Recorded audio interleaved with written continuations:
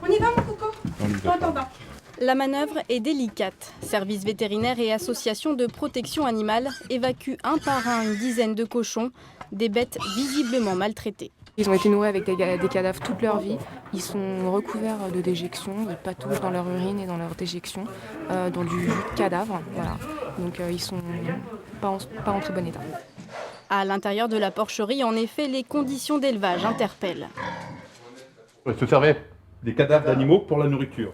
Donc là, vous avez en fin de compte une chèvre, qui vous voyez, elle est complètement nécrosée de partout. On avait un mouton qui était accroché aussi, qui était suspendu, et qui, en fin de compte, les cochons se nourrissaient des cadavres. Partout, des ossements et des carcasses donnés en pâture aux animaux, y compris aux chiens. Alertés par des riverains de cette ancienne ferme agricole, les défenseurs de la cause animale vont de surprise en surprise. Il y a même des poils encore dessus. Il y a des poils dessus, etc. Donc ça a été fait il y a peut-être longtemps. C'est des mâchoires de quoi ça? Mâchoire de mouton. Ça me fait penser à un mouton.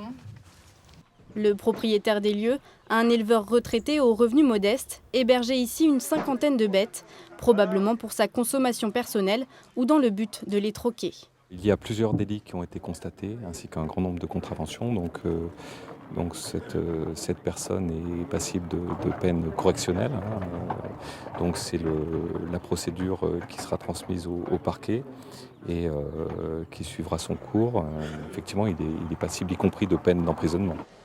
Ce sont les associations qui vont désormais prendre en charge les animaux en mauvaise santé, à l'image de cet âne amaigri et déshydraté.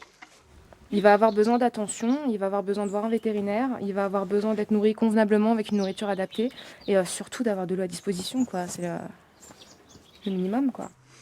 Pour ces animaux, c'est une nouvelle vie qui commence. Leur propriétaire, quant à lui, risque des poursuites pour actes de cruauté et mauvais traitement.